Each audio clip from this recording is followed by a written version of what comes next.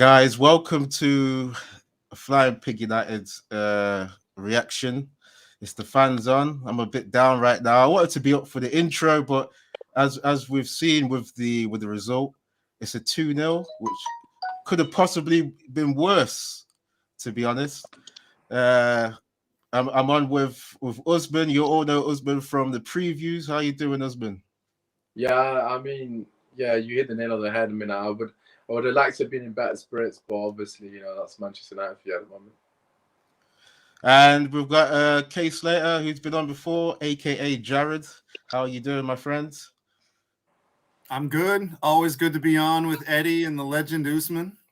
I appreciate the kind of Oh wow! I wish we could be in high spirits, man. Because that's what we live for. We live for the good times, to get the what good things we can get out of life, whether it be a good distraction of football. This has been a bad distraction where our team's suffering, man. Um, I've got stats to go through, but it's like I don't even want to look at the stats because the game was so bad. But I'll try and be professional anyway. I mean, we had 28% possession. I'm going to try and get my words right because when I feel emotional, my words tend to go. Yeah, we had 28% possession in a derby. We all know that Man City do a possession game, but if we spent 440 mil, I can't get away from the fact that Ollie spent this amount of money. How can we not challenge in the derby here? Apparently, we had 12 shots and 6 on target. I only remember Ronaldo's volley testing out Edison. I don't remember. Do you guys remember anything else on target testing the keeper? As far as I know, Eddie, we only had 5. We had 5 shots. One on target, at 3 off target. That's and what then and then 1 block. Right. I'm looking on Sky Sports. They're saying we had 12 shots, 6 on target, like we were in the game. Maybe they're getting their shit wrong. No, because I've seen the stats saying that we had more shots on target against David De Gea than we did Edison. So the Lindelof in the Bailly. Yeah. Oh wow. I forgot to do shout outs. People in the chat, just bear with me because there's a lot of people in the chat, man. Keep getting your comments in, people. Big up to Gucci Lover, Bart, Ruthless Sausage, Fiona Gardner, Nikhil Masesh, and Atrix United. Obviously, I forgot to even say, do the protocol when you get into a Flying Pig chat. Just you gotta hit the like and subscribe because we're bringing you some nice free content. We want it to be nice anyway, but it's hard to be upbeat when we just got schooled. We got schooled. Flying Pigs put in the chat now. 5 shots, 1 on target. 5 shots, 1 on target. Big up to the Don getting in here. Absolutely gash. That's what it was. It was absolutely gash. Apparently, there was one clear-cut chance in the game, and that was for Man City. I don't know how you could just. Actually, yeah, I think you can call it one clear-cut chance because that second goal they got, I thought that was going to go out for go out of play. Shaw lost his concentration completely, and I didn't even know that the goal actually went in. I thought De Gea knocked it out for that corner, and then I saw Bernardo celebrating. And I saw the replay. It's like, can we blame De Gea for that kind of thing? I think it's Shaw's fault for that, for that goal. I mean, look, De Gea is obviously culpable for that goal as well. It's a combination of a shit show in it, basically. Maguire, Luke Shaw, De Gea. But for me personally, it's very easy. It's very simple. De Gea gets a complete pass. I mean, of course, he needs to save that, and I think he vented his frustration straight away after it went in, but. I mean, if it wasn't for David De Gea, we would have lost 5-0 in the first half without a shadow of a doubt. So I don't want to hear any disrespect to De Gea because he kept it in the game, to be honest. He made a big 4 saves. I counted that first half. I was making note of him, and he was being Superman again. So yeah, I think he's allowed a little bit of respite for that. There was a 5-minute span or like a 3-minute span where he was just making save after save after save. It was. We shouldn't be doing this at this point, because if we're supposed to be a top club, going on a mission, I like to say, Ole steadied the ship, but then we're supposed to go on new voyages, right? Why are we still playing underdog tactics 5-3-2 after we spent that amount of money, and we're still looking like an underdog team, which we were in those in those derbies that Ole even won before. Ole won derbies with when we had less top players. So how have we gone backwards? Do you know what I mean? How have we gone backwards when we've actually got these new players in? We saw some cameos from Sancho and Van der Beek coming on. I don't know what do you guys say for them? They didn't impact the game. It's like Ole was throwing darts at the board. I didn't see Sancho come on and do too much on the left. I think he was on the left for a bit, wasn't he? Yeah. Did a few dribbles. You know what? I made a note. I was looking at the way that Man City had the team play, 72% possession, and then they had people that were just dribbling anyway as well. Because when you make good passes in the midfield, you got to have people that can dribble too. We had no one that could really pass enough or dribblers. So what we spent 440 mil on? I don't get it, guys. What did I say to you yesterday in the preview? What did I say to you? You said a lot. You said a lot, and you predicted the 4-0. I'll tell you what I said to you. You seem very shocked. I don't understand why. There's a reason why you are shocked and I'm calm, because in the preview, and again, I don't want to be right, but in the preview, all three of us gave our team's prediction, right? And I said specifically, if he goes with that team sheet, which is what we all thought would happen, which he practically gave apart from Green was swapped with Rashford, we are going to get absolutely battered. We're not going to get out. It's going to be wave and wave attack. We've got no out ball. We've got no one to carry the ball. We've got no one good in transition. And then lo and behold, some random kid or guy, in my case, with a hat on, sat in his bedroom, knows more than Ole Gunnar Solskjaer about coaching. How is that possible? How can a man who's coaching Manchester United not foresee what is going to happen if you put them players on the pitch? You got Wan-Bissaka, right? And this is, I'm not trying to dig out individual players because this is on Ole. You got Wan-Bissaka as a right wing back. As the wing back, it's your job and it's integral to carry the ball if you're playing counter-attack football. That is their number one priority, of course, defensively, etc.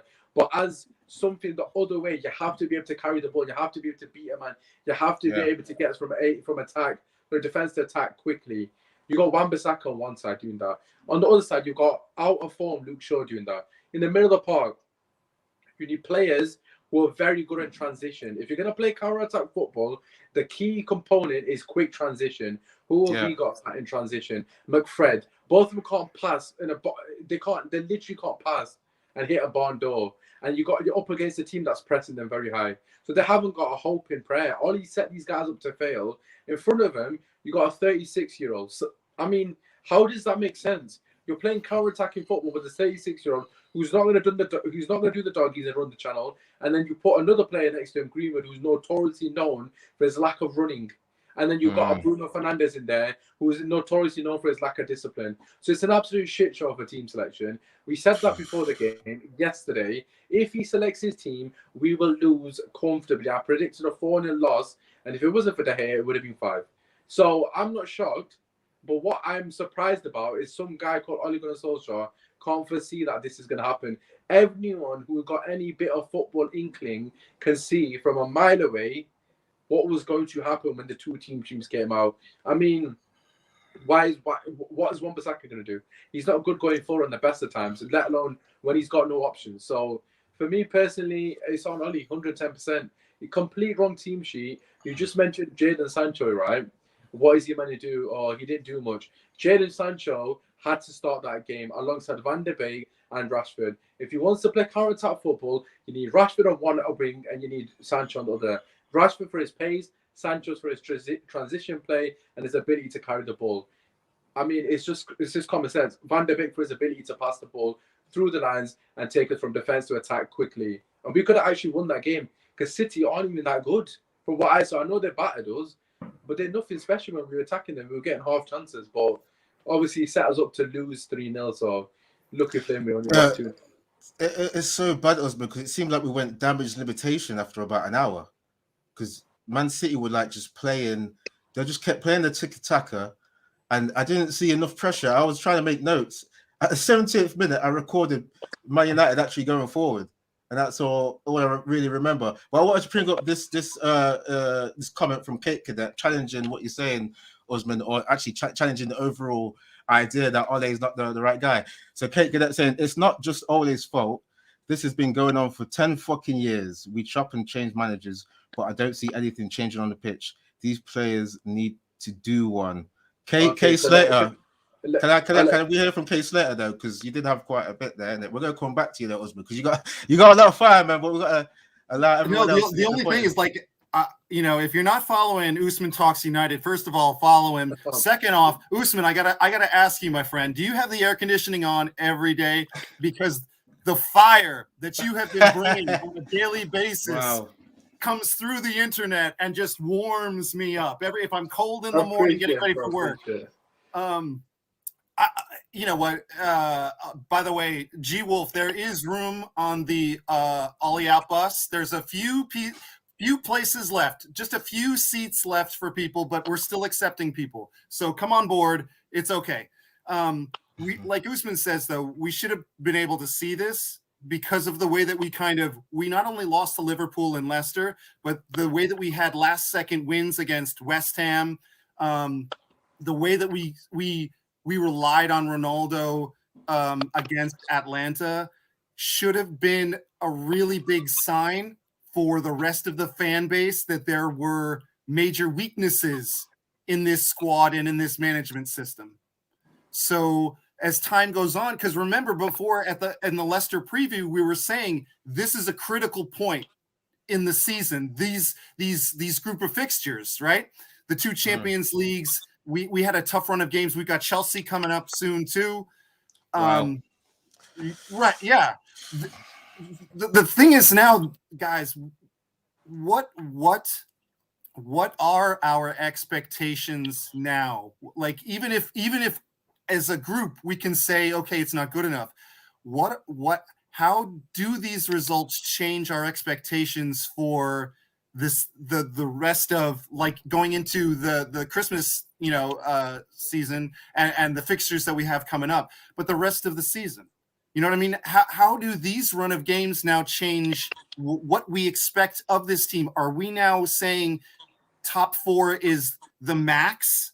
This is the actual ceiling of this team at this point in time? That's my question to you guys. I've got to bring that question back up. I think, Usman, you're going to go in on that, right, man? I'm not going to go in there, obviously.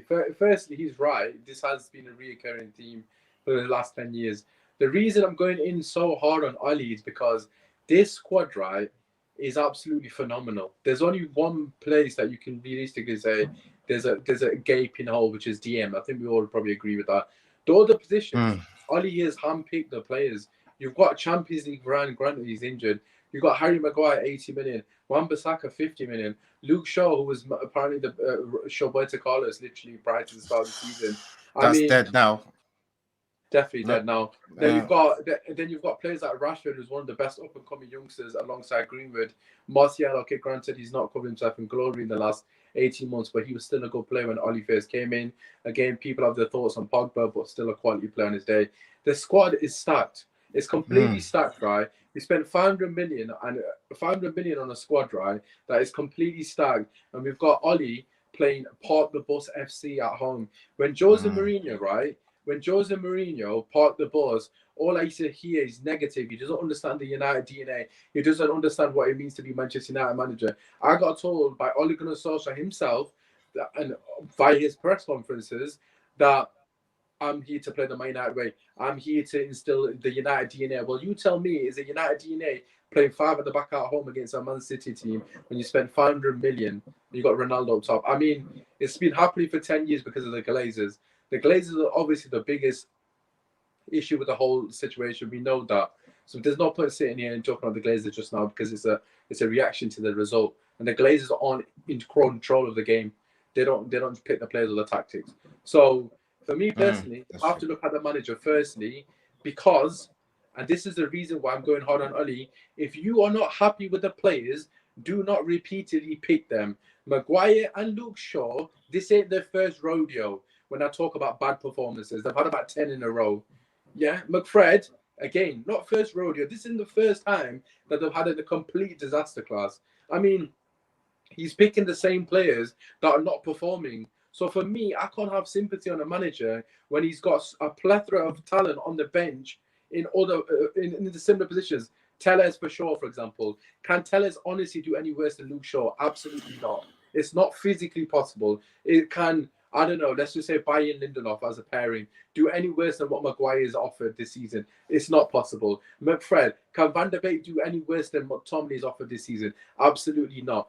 Can Matic do any worse than Fred? Absolutely not. So the point being is, if you it's easy to sit and pick out the players and say, oh, they're not good enough. If they're not good enough and they're performing poorly weekly, why is he picking them every single week?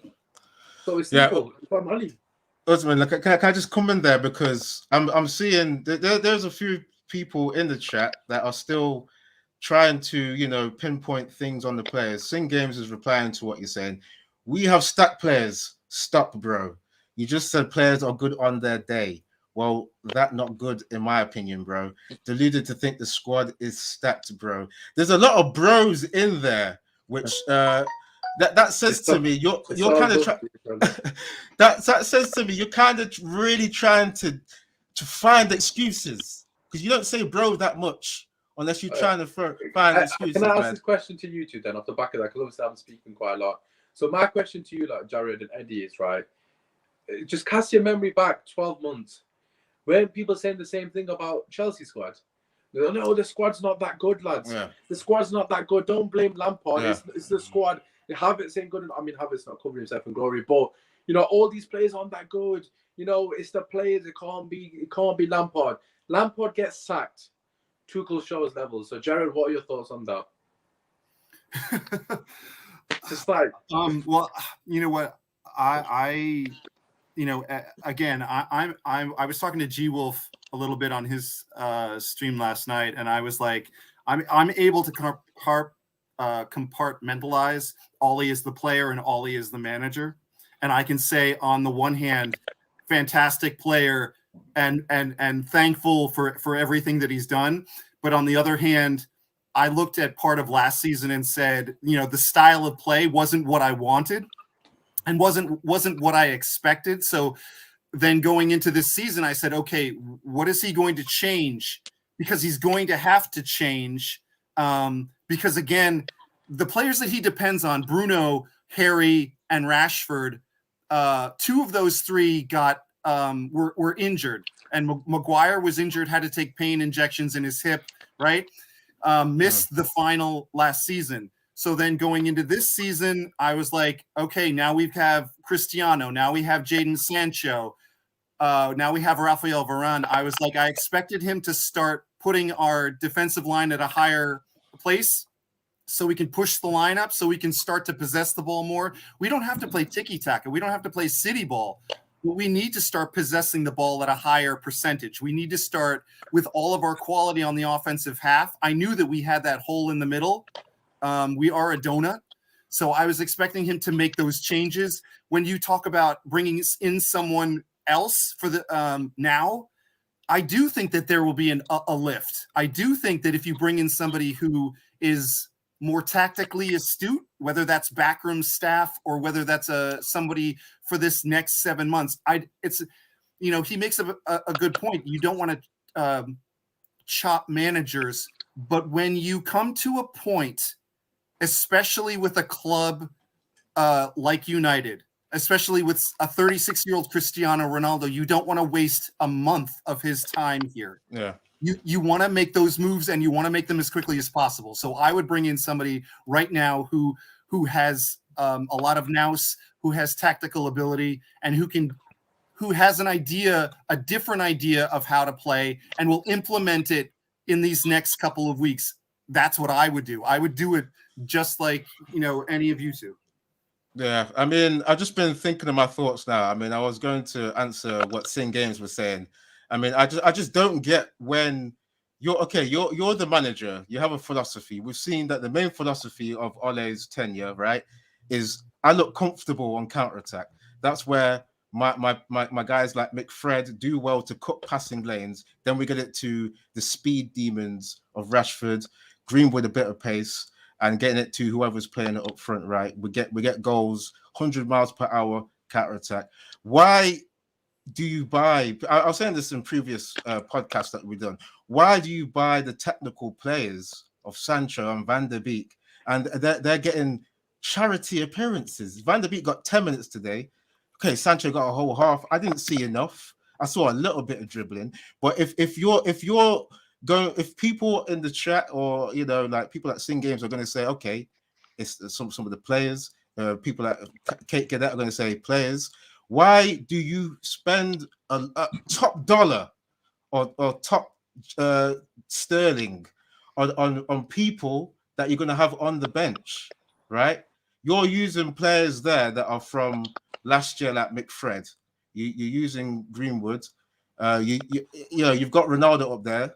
It's like the players that have come in are not suiting Ole's philosophy. So you could have the argument if Ole didn't get any backing and we were getting these results. Okay, cool. Go in on the players. But if you're spending half a billion. I think it's 500 billion that Usman was saying. You're spending half a billion, and then it's still going to be the players. So what's the constant variable there? That is not changing. You've got to look at the variable that's not changing, right? Because even if you were to take things like FIFA, you go on FIFA, yeah, and you buy loads of players, they don't work. You buy some more, they don't work. You buy some more, they don't work. That means it's you. You're not doing well. So he's the constant variable. It's Ole, isn't it? So he has to be taking a lot of the blame. I was really fed up with this game. I mean, it goes without saying. Man City could have scored so many goals, right? And they seem to just be happy with doing tick-a-tack, just playing around. I think someone was saying in the chat, I don't know if it was this chat, how much my brain's all over the place. Someone was saying it was like a training session for them. How can that be? How can that be the case? They could have got a few more goals in the second half, and they were chilling. So how can it be? I'm so lost as to criticizing players when that amount of money has been spent, and we're not seeing the technical players start. Why did we get Sancho then? Why I asked this last time, and Usman, you were saying, why am I shocked? It's my emotion comes out anyway, even though I know Ole's not going to play a technical system, man. I mean, to answer I can't believe there's actually people out there defending Ole, just to put it bluntly. That blows my mind.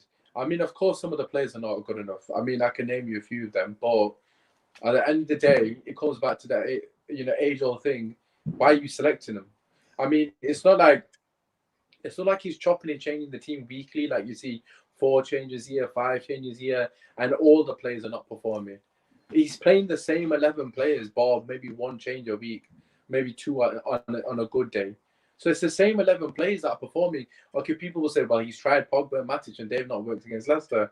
Okay, fair enough. I accept that.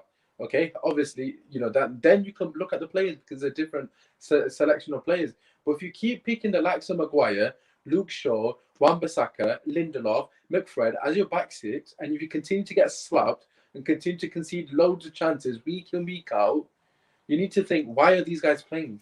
Because surely anyone with any sane mind would think, okay, let me switch it up a bit. Let me give Donny 3 games. Let me give Bailly 3 games. Let's take Maguire out. Let's give Telles 3 games. Let's give Dalot 3 games because they can't do any worse. So for me, it's very simple. We can sit here and blame the individual players, but as you said, what's the one constant in this scenario? It's Ole Gunnar Solskjaer. You're telling me Sancho's become this absolutely shocking player when prior to his arrival to Manchester United, he was the most creative winger in the whole world, back-to-back seasons. That doesn't happen by pure luck. That statistically, he got the assist. In terms of creating chances, he was still top. So how can that happen? And okay, granted, the German leagues, it's not as difficult as the Premier League. I'd accept that, but you got to remember, he's come with all that quality. So is Van der Beek, and all of a sudden they're not getting a look in because McTominay is playing in front of Van der Beek, the guy that was tearing up at the Bernabeu in the Champions League, and Sancho's not playing at all for like Wan-Bissaka. Wan-Bissaka's in Sancho's spot basically. So for me personally, the systems. And another thing, I want to ask you guys this as well. Another gripe that I've got with Ole at the moment is, why is he starting 5-3-2, right? against Atlanta. He started 5-3-2. First substitution, what does he do? He changes the formation. I mean, are you going to stick to that formation or what? He hasn't stuck to the formation one game. I mean, he's stuck against a poor Spurs team. Atlanta, as soon as things are going wrong, he goes back to 4-2-3-1 within 30 minutes. As soon as something's going wrong, in today, 45 minutes, something's gone wrong. He's gone back to 4-2-3-1. So what's going on? It's like he doesn't even know what formation to pick now. Like, he completely hasn't got a clue. You can't be doing that in your third year at a top club. I mean, I'm trying to even look at other clubs. Would Watford even allow that kind of thing? They're actually trying to be a B-Tech. They're trying to be a B-Tech Chelsea. They're trying to be like, okay, you don't get results for these games. You're gone after. How long did that manager have this season that they had? What, 7 games? He was gone. He was actually doing. I think he was doing okay for them. They have high expectations there. Why are our expectations in the mud now? Because, okay, fair enough to Ole, you had the player career and you have some credit for that. I don't think that should be worth this amount of time, really. But we should really be looking at our legacy. I remember on the preview, Usman, we were I was triggered by Bart that likes to get in here saying we're now the new noisy neighbors. That's still getting me, because we've just lost again to Man City, which further reinforces that we may be now the noisy neighbors. That's crazy, yeah. Chill out. I told you yesterday. I'll tell you again today. They've got another 80 years minimum to even be in the conversation, bro. Don't worry about it. Stop stressing. I'm still mad, but I'm gonna highlight the Dons chat right here. Flying Pig getting in here. So many teams have nowhere near the quality players United do, though. But as a unit, they make up for it by being a good team. Tactics, mentality, approach, everything. Sadly, the coaching is miles off. So I don't know if you guys were watching Pigo's stream. He's saying Ole should go now. Finally, I know he did message me and I said thank you. You've seen the light finally. Yeah, I mean the thing is with Pigo, even though when he was supporting Ole, he still saw the other side of he still was criticizing or critiquing and seeing the bad sides. And yeah, we all at one point did want Ole to do well because a person that did what he did as a player, you want him to do well as a manager, isn't it? We all did, but then it's not even about the Ole out, Ole in thing. Even if you're objective, you look at it and you go 5-3-2 after 440 mil. But we all know, and we're underdogs. We all know why he went to that formation, though.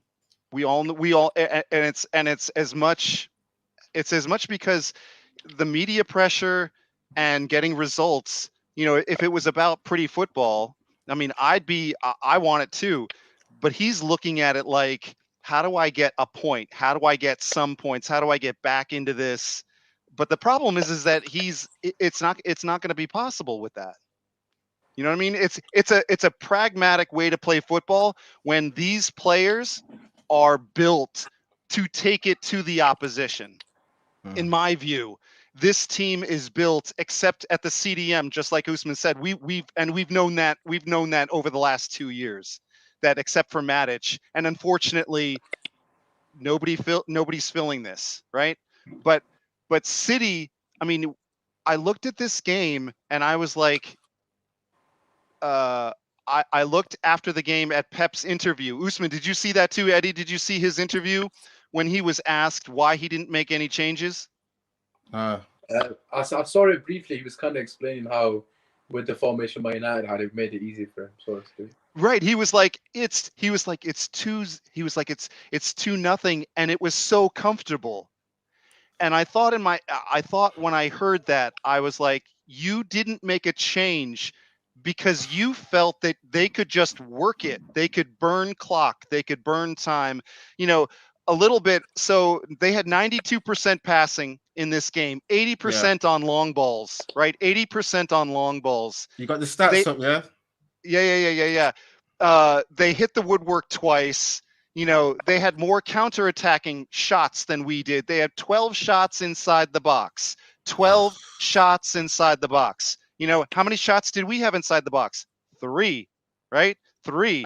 I don't remember the two extra ones apart from Ronaldo's volley. What was the other ones? I'm guessing that what was the header? Maguire header. Oh, yeah. Right at the start of the game. Literally right at the start of the game. That big slab-headed header that was off target. I'm not counting that shit. I mean, Right. So that's what the stats would be. so sometimes you can look at stats and they're misleading because Yeah. they tell a completely different story. But if you watch the game and you look at these stats tell exactly what happened in this game, regardless of whether it was an own goal and that City dominated us from start to finish. Yeah, let me just get into the super chat because I don't want to forget. Gongshi, one of the great mods in here. Thanks for getting in here with a super chat. Sad day for United today. Thanks for providing us all with some fun with your watch along. That's for Pigo. Shout out to Pigo. Big up to Pigo, Eddie, Usman, and Jared for the collective insight. Man, that's what I like to hear. Some, what do you call it? Plaudits for us trying to, make some content on top of this. It was very hard for me to try and get my thoughts together because, like I said earlier, I like to have football as a good distraction, right? But because some people are still supporting Ole. I'm like, okay, yeah, you say back your manager, but this is not a dictatorship. If the manager's not doing well, you don't back someone that's not doing well. You don't. Right. That's blind support, right? I'm a football fan as well. I don't just go into I mean, I am tribal with Man United, but at the same time, I like logic. And we're not getting logical football for what we spent in terms of money. I keep going back to the money because that's what is king in football. It's money. You buy players to improve your team, and where you can't do that, you match it with coaching philosophy. And right now, we've not progressed in the Manchester derby. It's been weird because, like I said, I was saying to Usman on the preview, yeah, Ole, 3 wins, 1 draw. I was trying to be happy. I was trying to be optimistic. I was having none of it. You were having 0 of that, and we've gone backwards when we spent more money. But it's inevitable. This is the thing, though. Like a lot of it isn't a surprise. You can look at the previous games, and this was coming. Like you saw with the Liverpool performance, right? That the defense was absolutely shambolic. And I said to you, we conceded a goal against Atlanta, which was a cutback. And Man City love a cutback. I mean, the first goal technically was a cross. It wasn't really a cutback. But in general, from wide areas, they were causing us problems. They were getting in how have we got 5 at the back and there's gaping holes on the wings? I don't understand. Like you got 5 at the back and you got Bernardo playing a switch to, I can't remember if it was Foden, and him crossing in for Bayer to put into his own net. Like he's in acres of space. He can literally pick his spot. So for me, it's just an absolute shambles. But one thing I will say, Eddie and Jared, is like, obviously, I'm assuming we may go into the Ollie out conversation, if not, whatever. Yeah. But what I want to really highlight now is, right, for me personally, obviously, he needs to go. But he can't sack himself. Ollie cannot sack himself. I mean, he's not going to walk away because obviously he's contracted to the end of the season or whatever it is. So he won't get paid if he walks away. And he wouldn't walk away anyways, realistically speaking. So the point is, it's on the Glazers. Or have the Glazers got any ambition as a ownership of a football club who are, one of the biggest in England, in my personal opinion, the biggest, one of the biggest in the world, who should have the expectations of competing at the highest level.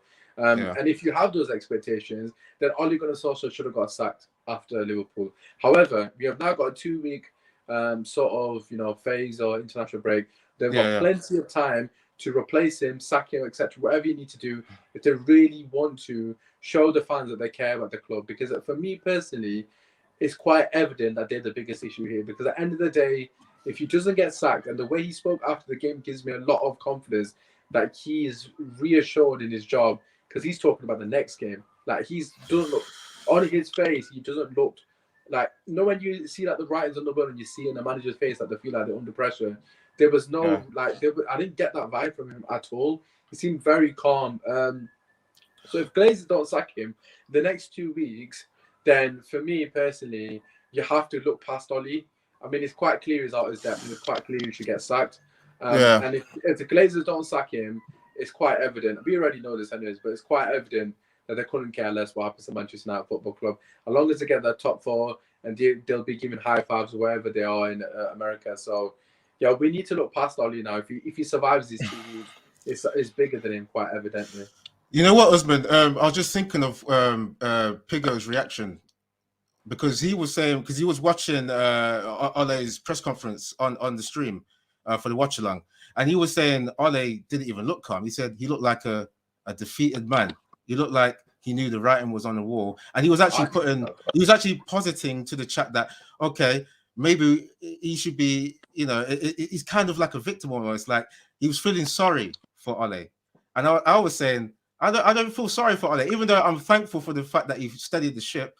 It's like you've been paid enough, mate. You've had a good chance. You've been back with money for players too, but you've tried to bite off more than you can chew, basically. So if you're going to go out now, you've had long enough, and this is big boy football. This is what I'm saying. It's not like we're Cardiff. I mean, maybe if this is even like he was at Cardiff and he's messing about, that he doesn't get enough time to keep going. I mean, we have to have standards at the end of the day. It's not about feeling sorry for people. It's not about a victim mentality, is it? Really? I mean, the Glazers have backed him with cash. So why does it feel sorry for him if he's failed? I mean, it is what it is, isn't it? Really. So I'll just before I come to, because Jared's got to get in with something else.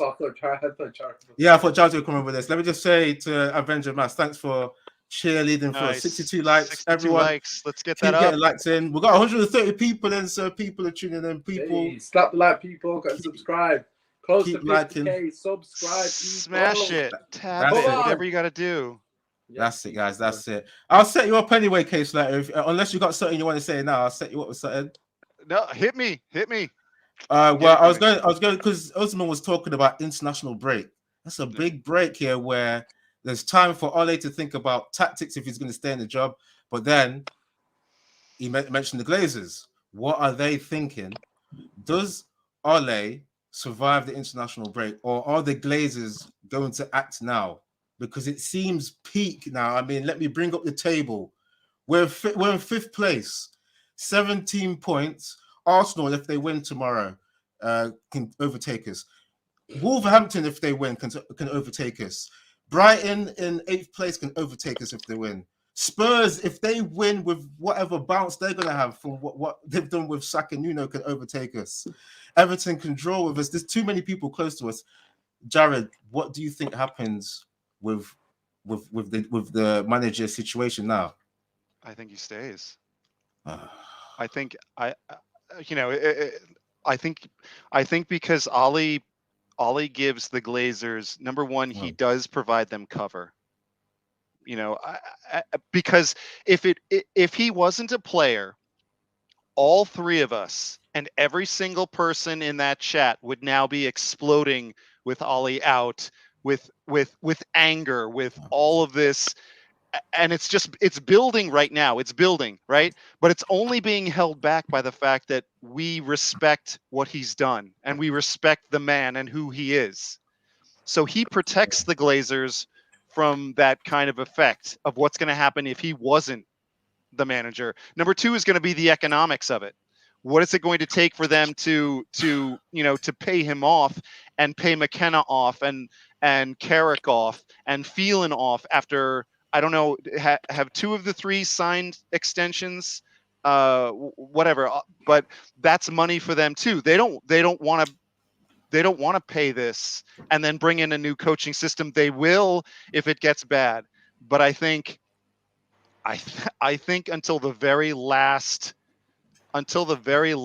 moment, they're going to keep him in as long as humanly possible.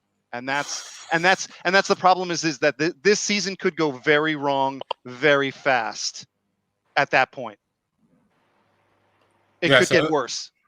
Yeah, I'm sure Osman's got something to say. So, yeah, and I was waiting for you, Eddie, to be fair, but no, go ahead, mate. Yeah, obviously, look, this is my concern. I just feel like with the Glazers, they're not going to sack him. I mean, the fact that he survived the 5-0 defeat and they gave him a three-game window. I mean, let's look at that 3-game window. He beat Tottenham Hotspur, the mighty Tottenham. He got a result against Atlanta, granted, very fortunate. But nevertheless, he got the result, which basically puts top of the table and in the driving seat to get through to the next round of the Champions League, obviously the knockouts. And then he's currently sat in a scenario, okay, granted a few teams can overtake us, but we're still in a good position to get top 4, even though we've lost this game. we've seen in the past, the wait until it's mathematically impossible to not get in the top four, then to make their move. You saw with Van Gaal.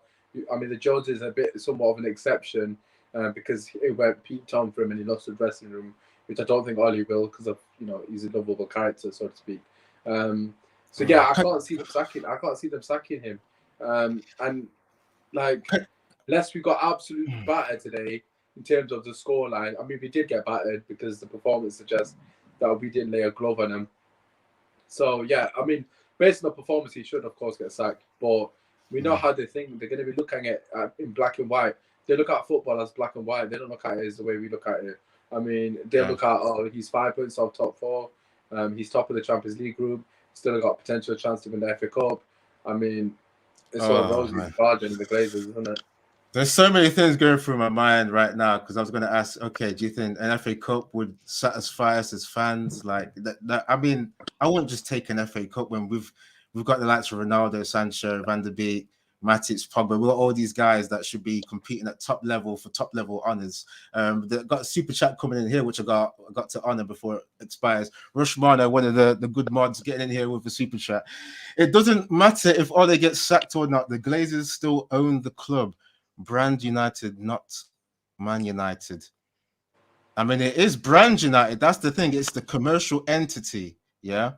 And then you're saying it doesn't matter if Ole gets sacked or not. Glazers still own the club. But the thing is, they've backed their guy with players. This is the thing, yeah. I mean, as much as we hate the Glazers, we've got a team, and if they had that tactical nous, they surely would be doing better. We've seen the likes of Liverpool, who arguably they've not even backed Klopp with enough cash, arguably, okay? And he has made a squad that's not. They're not even like Real Madrid when they had the Galacticos. They have a lot of average players in there. If we look at it, people like what's his name that came from Newcastle that they signed, Wijnaldum. He's good, but it's not like he's a world beater. People like Henderson, he leads as a captain. Could we even say that Maguire measures up to Henderson? I mean, we've seen how Henderson guides people and he's shouting at the team. He's a warrior for them. Trent, what's his name? Trent Alexander-Arnold at right back. We see him crap at right back in terms of defense, but then he's covered by the likes of Van Dijk. We didn't make the Van Dijk signing. Our false Van Dijk was Maguire. And again today, I don't know how we're gonna do player ratings, by the way, guys, because when I was looking at the team play, we have 28% possession. How do you do player ratings when we have 28% possession? Player ratings is so pointless. There's no one who gets higher than a 1, apart from De Gea, surely. I'm sure we'll get onto that later, obviously, but yeah, I'm really like lost for words now because we've seen enough of Ole not being able to do well with what he's got, because we have people like Sir Alex, right?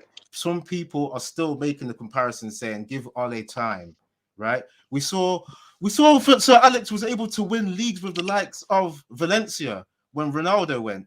He was winning leagues with Cleverley and Anderson in midfield, right? They weren't world beaters, were they? We had Evans and Phil Jones at the back.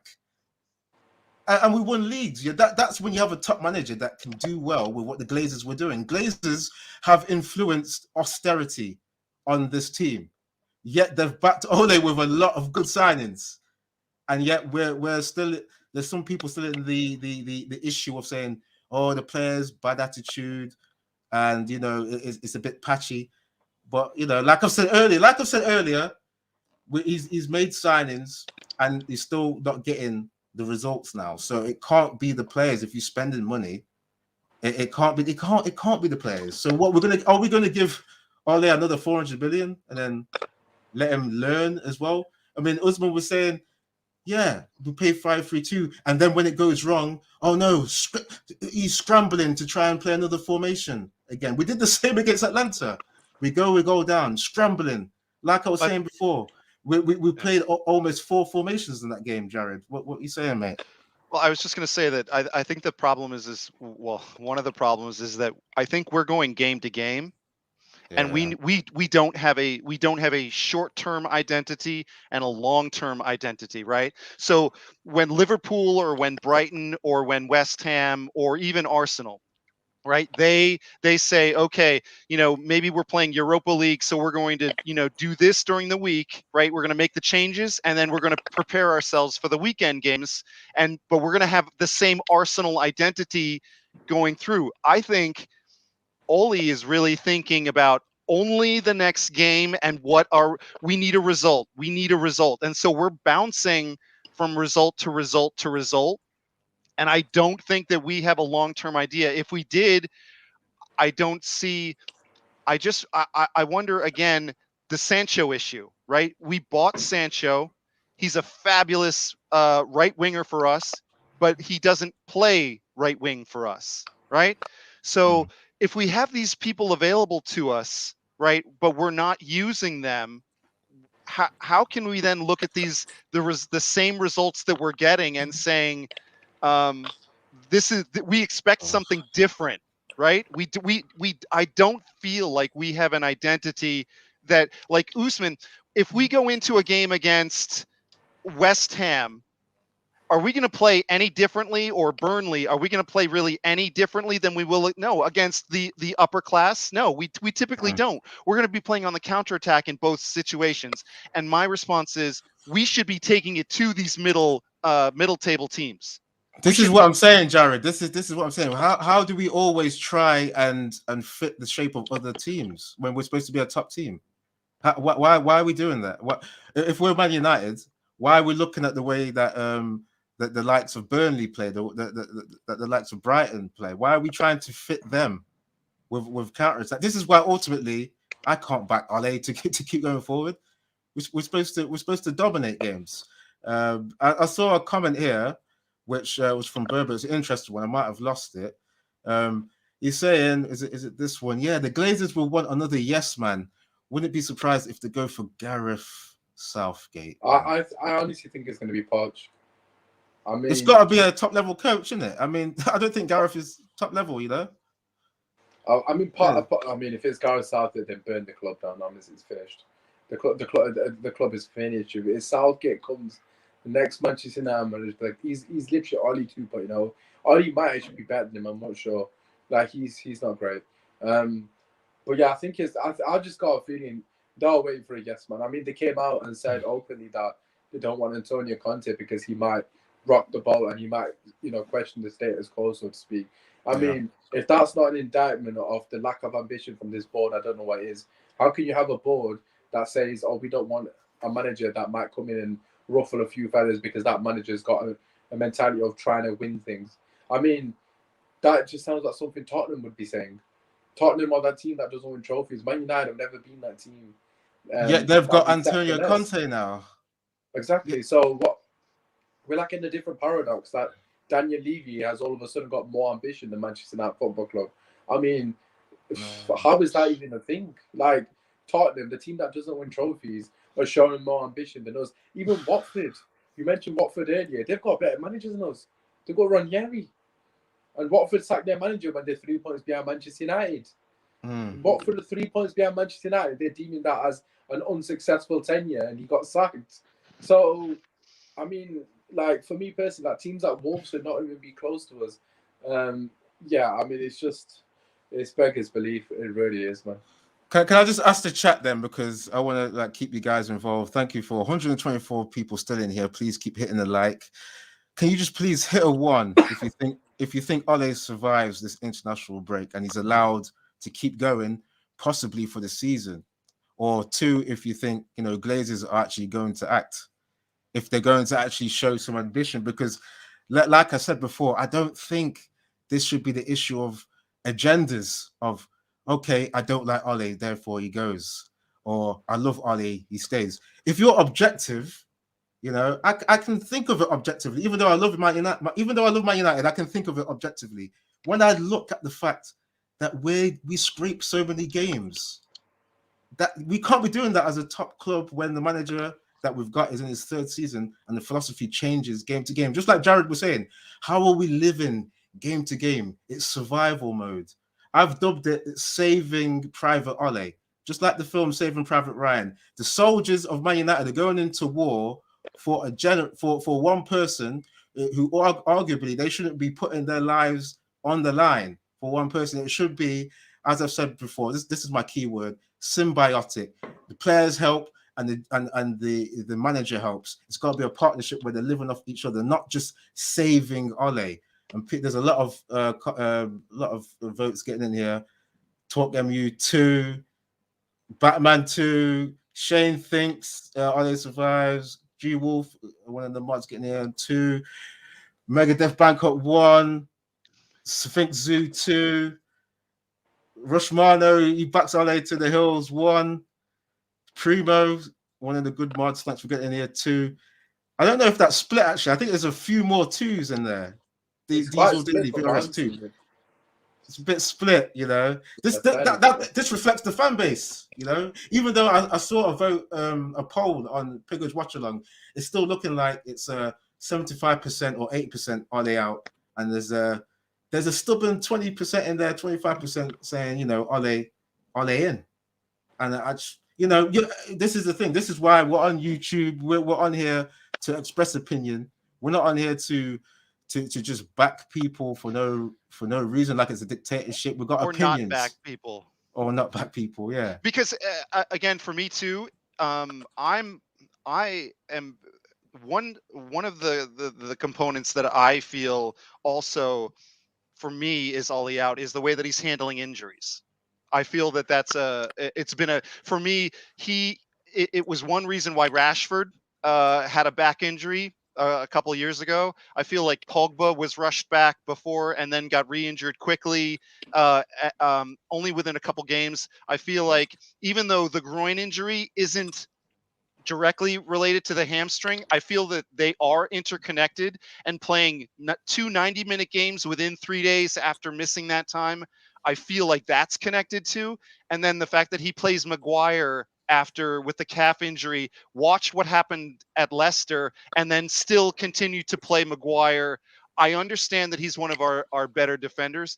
I'm just saying that I'm looking at this saying, you are banking on players already injured staying healthy, and you want them healthy, but you're playing them very soon when they're coming back, and for the full game, not half of the game, but multiple times a week. And I'm looking at who's gonna be the next guy. Is Bruno gonna be the next guy to go down injured? That's what I'm looking at. After Rashford was missing time, Maguire was missing time. I hope not. But right now we lack creativity in that midfield, and he's the only guy without Pogba that's giving it to us. So that's one more reason where I stand. Okay, I got so much going through my mind right now. Rushmano with a rebuttal. No, I don't back Ole to the hills, mate. As I know, he has many faults, but I will never say Ole out for what he has done for the club. Ole will sack himself. I don't know. This is the thing. This is why I was asking to chat. What do the Glazers do? Do they act on it, or are they going to take it into such bad territory where the Glazers just have to act on it? And you know, we could be in 7th or 8th place by tomorrow. I think Ilya United was getting in here saying Wolves can't overtake us. At least that's some consolation. Wolves have lost today. Hey, Wolves have lost today. Let's go. That's one less team that can take us over. But then I think there's still Arsenal, Brighton, and I don't know if Crystal Palace won today. They're still behind us. We shouldn't be looking behind us, should we? Why are we looking back there? We should be looking. Look at the teams you're mentioning in the same breath of Man United. With all due respect to Palace and Brighton, obviously we know Spurs are irrelevant, but like, why is that even being entertained as a conversation after spending 500 million? I mean, it's just absolutely ludicrous. Like, are we even contemplating the notion that Man United are potentially below these teams after 11 to 12 games? After 10 games, people normally say you get a rough idea of what the table is going to be like. I mean, the table suggests we're going to be fighting for top 4. And for me personally, spending 5 million, that was not in the remit of what a successful manager of Manchester United should be doing in the third year, tenure. So I just don't understand that 20% that are Ole in who are claim to be Man United fans. Because for me personally, how can you continue to support a sinking ship like this, where it's quite evident that there's no way back? I just don't understand. Flying Pig was in here. I wanted to get his comment, but he was saying those 20% maybe Scousers getting in here trying to troll. Eddie, get Jarvis up. Get his comment up if you can, please. Jarvis. Is that Jarvis Cocker, isn't it? Yeah. Is it what at 6:26? This one is it? Yeah. Right. What lies though?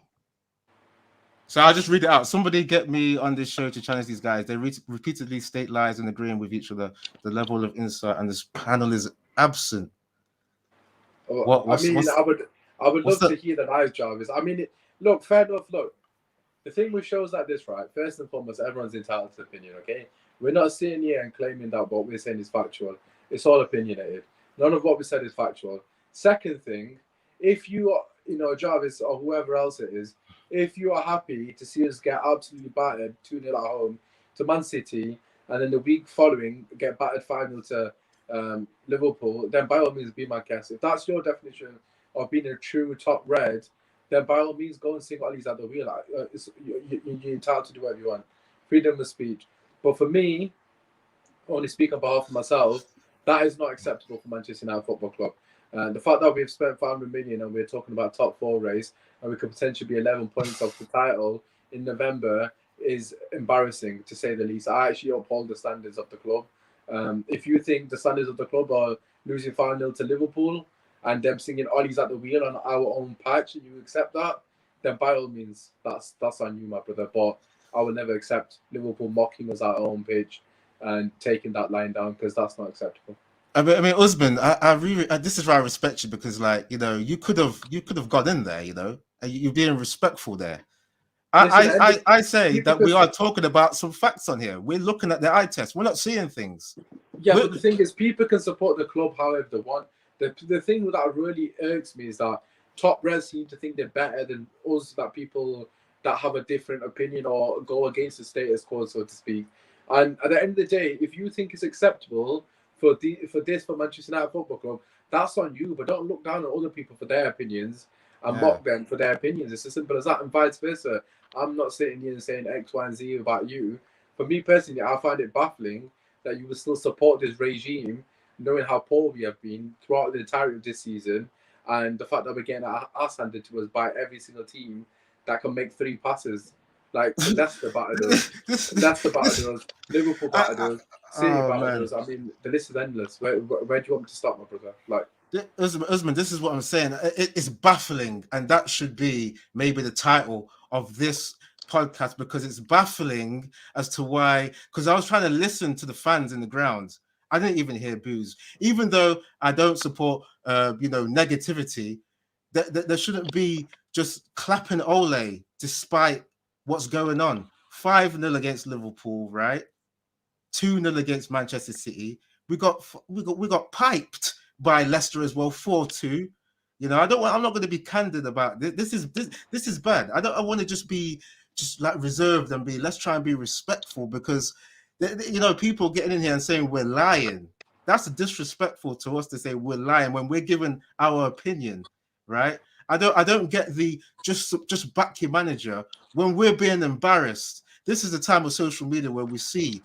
I still can't even get over the Villa loss. We're seeing these dickheads in the car park doing sue, and they're mocking us with that kind of thing. And then Townsend's coming to the theatre of dreams and doing the sue, saying, "No, I respect Ronaldo. I was trying, my hero." No, disrespect, man.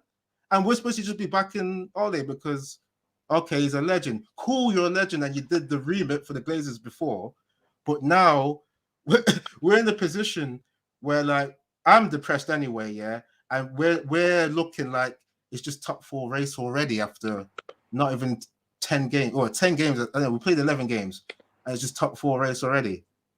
How are we doing this, Jared? I don't get it. I really don't get it. I think that the teams that we come across know that if they press us, if they high press us, that we are having a very difficult time playing out right now. And I think that this is now the blueprint on how to beat us, on how to separate Ronaldo from our back line, because there is no transition. There's very little transition between McTominay and Fred to our forwards. And right now, because we don't have pace when you don't start Rashford, I love Cavani and I love Ronaldo.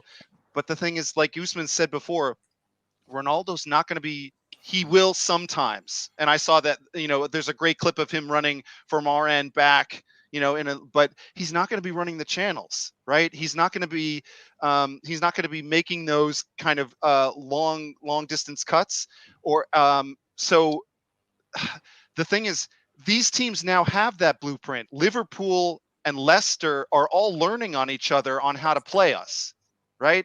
So in these next couple, I want to see what Watford does against us. I want to see what Tuchel does. Is he going to take what Pep does, right?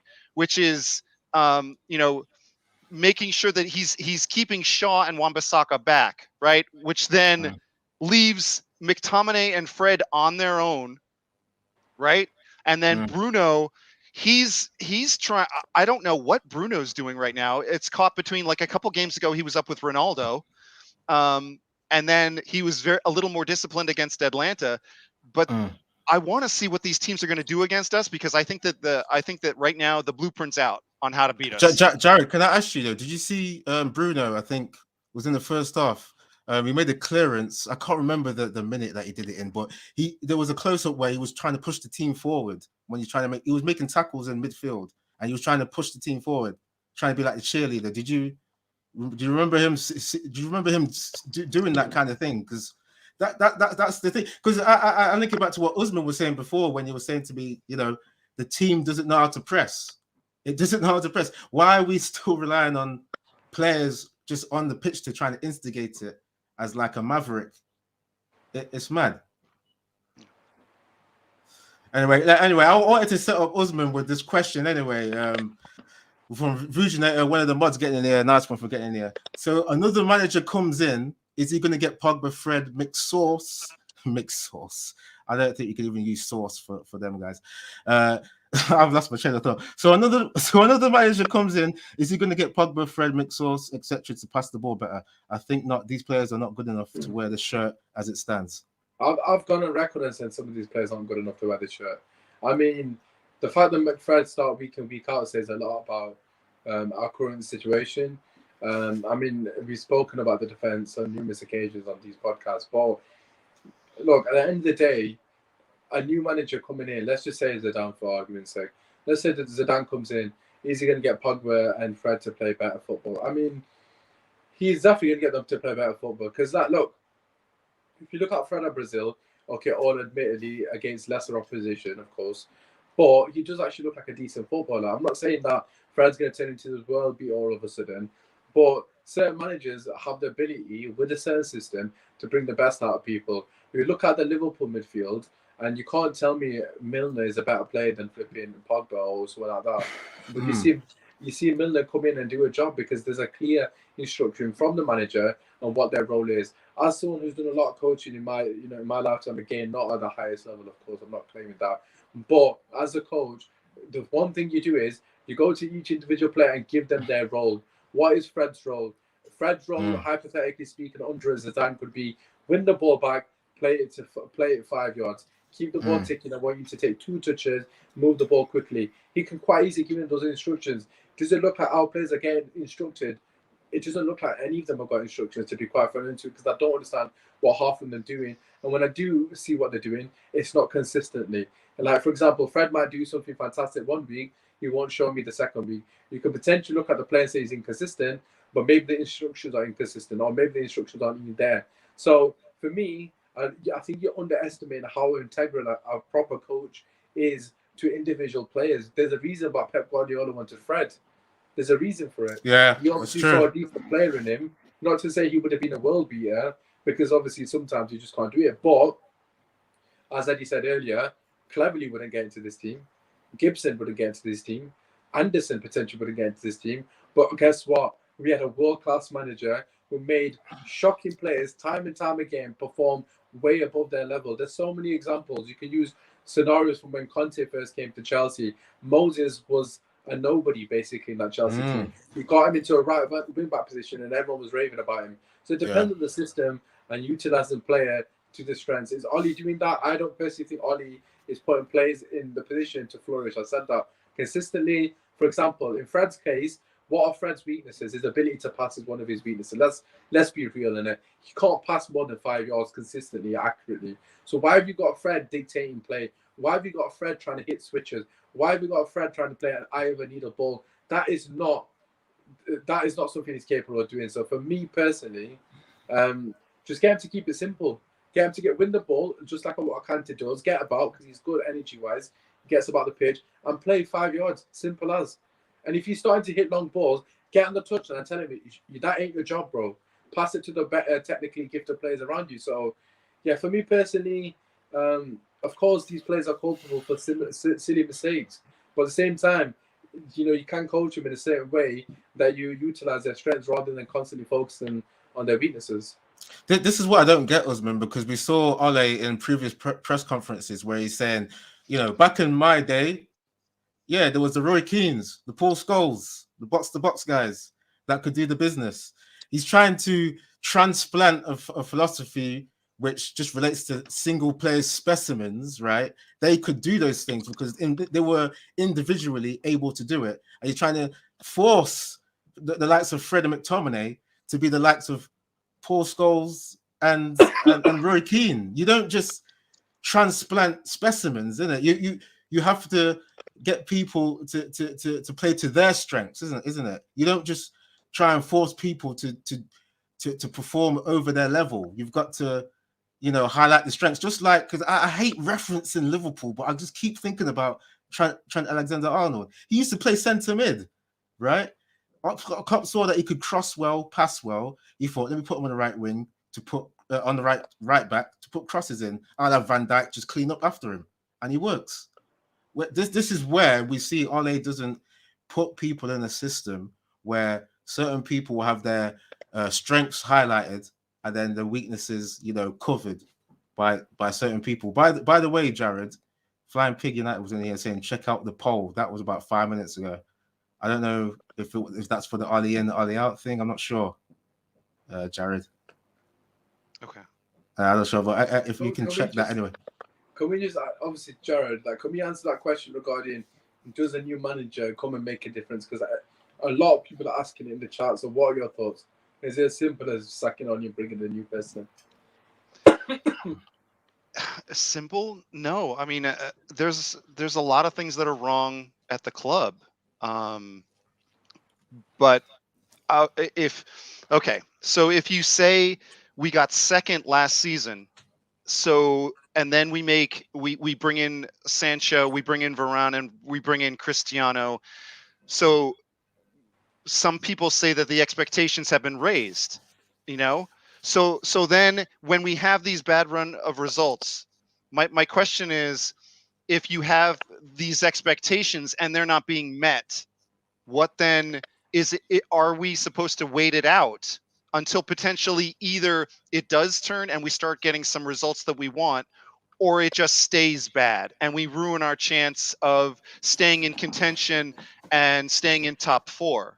So for me, when I'm thinking about it, bringing in a new manager at this point, you can bring in a new manager and maybe you'd get a lift. Maybe they would put together a different defensive game plan. Maybe they would be better than Ollie, better than the coaches that we have in now.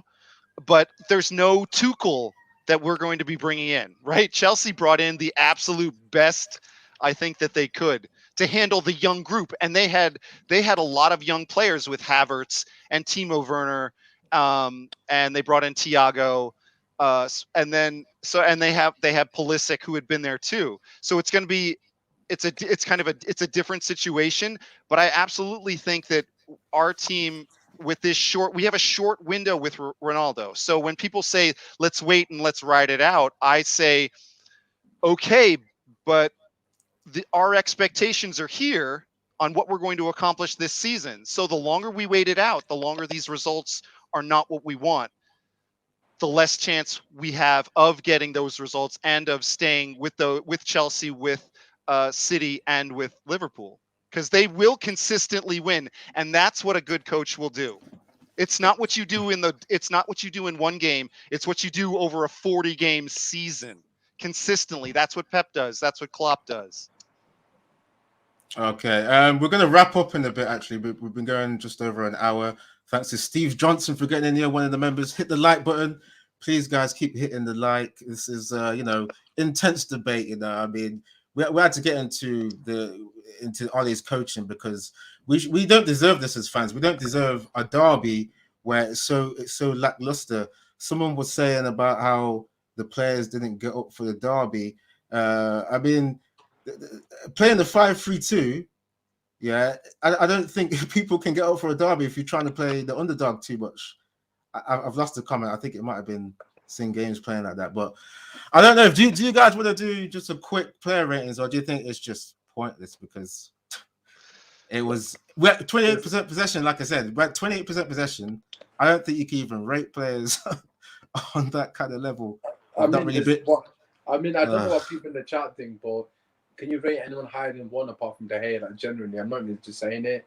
Like, that's my highest rating, by the way, 6.5 for De Gea, because I had to take a little bit off for that second goal. Yeah, I mean, apart from De Gea, does anyone get higher than 1? Because surely not. Like, I mean, unless I'm sound correct about this, feel free to let me know. But can we ask a man in the match at least? What? De Gea. But here's my question though to both of you guys and in the chat. So Ollie stays in the job. So my question is, coming out of this international break, what do you want to see then? So Ollie is in charge. Chat, you too. I want all of your ideas. Ollie's in the job. What do you expect coming out of this break that he's not doing now? Eddie, do you want to take that first? There's a super chat, Eddie, before you miss him, okay? Oh yeah, Steve Johnson again. I mean, yeah, you're a good member of the community. Big up to yourself, but I still think Ole needs more time. Steve Johnson is a Liverpool fan, by the way, so obviously we can discount that. I was talking to Steve Johnson in some of the previous streams, and he's saying when he goes to work, he actually drives with a Man United fan, and he's been teasing this United fan about the 5-0 for the past couple weeks. I don't know if it's been a couple weeks, but that's obviously, thanks for the super chat, but that's trolling. You might have to get timed out if you keep trying this, Steve. Yeah, behave yourself, mate. Okay, thank you. Jared was saying a question. My mind's gone. I think you go with the question in it, because I'll come up later. What can Ollie change? I mean, look, for me personally, right, it has to be the personnel. I mean, a lot of people are saying in the chat, a lot won't change when a new manager comes in. I'm seeing that comment regurgitating itself a lot in the chat. I mean, the new manager coming in, Ollie needs to look at it from a fresh pair of eyes as well, because whatever he's doing is quite clearly not working. So he needs to rip up the script of his favourites, the Maguires, the Lindelofs of this world, the McFreds of this world, the Luke Shaws. Firstly, hopefully he's okay from a concussion, of course. Them 5 players in particular, I'm sure there's other people that people can throw in as well. By all means, I'm not discounting others, but them 5 people, and Bruno to an extent, regardless of their performances, if they drop a 1, 2, 3 out of 10, back to back to back, they will play. And that is the issue at Manchester United. I've always said consistently, favourites aside, even me personally, favourites aside, you got to play people on merit. You got to play people on form. You got to play people on performances. Do any of those players I've just mentioned, McFred, Maguire, Lindelof, Shaw, maybe Wan-Bissaka as well, have any of them covered themselves in glory lately? For me personally, the answer is very simple. Absolutely not. So what it needs to change is this pattern of playing the same players when they're not performing. We said when Tellez initially came in, Tellez has helped Luke Shaw because he's given him competition and allowed Luke Shaw to focus on his role, because he knows if he's not playing Tellez in, well, that's completely gone out the window, hasn't it? Because Shaw has been dropping disaster class after disaster class, and he retained his spot. So that is the thing that needs to change. If you're not upholding the standards of the football club, or whatever the standards Ollie sees, you shouldn't be keeping your players, and it's that simple. And that goes for every single player in the team, from Ronaldo to Bruno to Pogba to Rashford to Greenwood. No favoritism.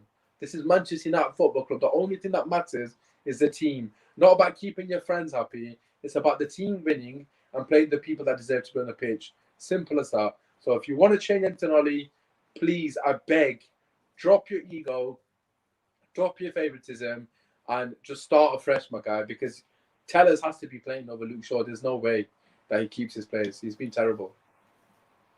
Yeah, I've just been trying to think of my answer to that question, because I'm so frustrated that the fact that we get this kind of football when we see people like you've mentioned Tellers, what was he, 20 mil on the bench, Van der Beek 40 million on the bench, Sancho 75 to 80 million on the bench. This is in excess of 100 million on the bench. This is untapped talent. These guys like Tellers, they were captain at Porto. Van der Beek was doing some good stuff in Champions League when he was at Ajax. Sancho, we don't even need to talk about him. He was Champions League elect. So it's like what you're saying, Usman. He's got to get rid of the favorites thing. This is a culture you can't have as a top manager. I mean, I keep referencing Liverpool, and you can shoot me down if you want, but I like to look at teams that play well despite rivalries. I remember when Mane disrespected Klopp in that last game we had against them last season, that 4-2. Remember when Mane didn't even get played, and he came on for a little substitution, and then Klopp went to do like a little high five, and Mane was like, "Nah, fuck you, dude." But then you see that happening. That doesn't really show that they're friends. But then Mane gets picked again anyway. I don't think Mane would be a favorite of Klopp, if he's doing that kind of thing. He's playing Mane and dropping Mane because he sees it that's fit for the situation. So you've got to do that as a Man United manager. You've got to see, maybe you're not liking Tellez' personality. Maybe he's not a guy that you can call your friend and you put your hand on his back. But if he's good technically, you use him. If Van der Beek's good technically, you use him. If Sancho is good technically, you use these guys. I don't know if Ole can learn, because this is the thing. Why is it still Ole time and learning on the job? It can't be that anymore. I don't see what he can do, to be honest. I think if he's going to stay true to what he's doing, just go back to what you know then, mate. Go back to 4-2-3-1 and try and counterattack, because that's what he knows. I don't want to see that. Go back to what you know then, because clearly 5-3-2, you don't really know it properly. You don't play it enough. You don't drill it. What's the other ones he's played? I can't remember. But yeah, I can't see Ole even fixing what's going on. I just see maybe we get individual moments of brilliance from Ronaldo getting some of his goals of the season again. We might even see like a little Ronaldo overhead kick from outside the box, or Greenwood 50-yard screamer. I don't know, man. This is the times we're in, man. So, man, I don't even see hope for Ole, to be honest. But I don't know where we're gonna go from here, man. I'm really down, guys, and I'd really like to see the Glazers fix this. I mean, they're the owners, isn't it? If we had the 50+1 rule, we would really have a real good input on what's going on. But it almost seems like it's a dictatorship. And I don't want to end on a downer, but hey, we didn't get treated to a good game, did we? Well, we're going to try and be happy for no reason. Well, listen, we're still eyeing top four. Like Usman said, you know, we're at the top, you know, of our group. We're gonna go through. So you know, there are some things to look for, and we have to hope that maybe this break will come at a good time where he'll have more time to figure out what we're gonna do when they press us. And hopefully Varane uses this time and gets healthy. Shaw will now use this time and get healthy, and we come back, you know, and he's got, at least he can choose from the full complement of our players. You know, that's what we have to hope for. Okay, we're going to wrap up in a bit, but Usman, you got any, you know, final words on just what's going on, mate? Yeah, I mean, Jarvis has put a comment here, which is a fair point. He's put, he doesn't believe it's favoritism. He believes he doesn't trust the second squad. I mean, that's a fair point. I mean, I do think is it this one? There, I think he said something like, I don't know if it. Yeah, I think that was maybe that one. Yeah. But look, of course, there's a case that you might not trust other players. I mean, using Bailly as an example is a bit of a poor example because Bailly actually saved Ollie's ass and Maguire's ass against Atlanta. Because if it wasn't for Bailly's performance, this is the thing with fans. Literally 4 days ago, or whatever, how many days it was, 3 days ago, Bailly was quite clearly the man of the match alongside Ronaldo against Atlanta. So, okay, granted, he was at fault for today, but so was Luke Shaw and Maguire for the second goal. So, I mean, the same people are making the same mistakes. So you can say he doesn't trust the out of plays like the Tellers, for example. But can Tellers honestly do worse than what Luke Shaw is doing? I honestly don't see it. Like, I just think you can potentially match it with poor performances, but you can't do it anyways because Shaw has been terrible for a long period. Same with Bailly. Can Bailly realistically do worse than what Maguire is doing? Not really. He can only match it. They're literally at the bottom of the barrel at the moment in terms of performances. Can Van der Beek do worse than McTominay at the moment? I don't think so either. So, okay, fair enough, you may not trust other players, but at the same time, the players that he does trust are letting him down time and time again. So he needs to start understanding that if he wants to keep his job, he can't continue to try and die on this hill of trusting the same players that let him down week in, week out. It's not about your ego. It's about Manchester United being successful. So for me personally, drop your ego and drop whatever else it is that you've got with it. Put the club before everything else because that is the only thing that matters. Before your job, before any relationship with players, the club needs to be successful. And that's the same for every single manager. So that's all I want to end on, man. End of the day, it's opinion for. That's just my thoughts. That's well said, man. I can't agree more with that kind of thing. It's you got to put the team first. It's 11 men on the pitch, 11 soldiers. You got to lead the soldiers. Miss P, Kate Bandit. I'm sorry, I think I might have neglected some of your compliments in the chat. Awesome show. Thanks to that's the Flying Pigs missus getting in here supporting the content. So everyone, please get your likes. Please get your likes in on the way out. We're gonna wrap up now. 76 people still in here. Hopefully you've been hitting your like. It's a free like. Why not hit it?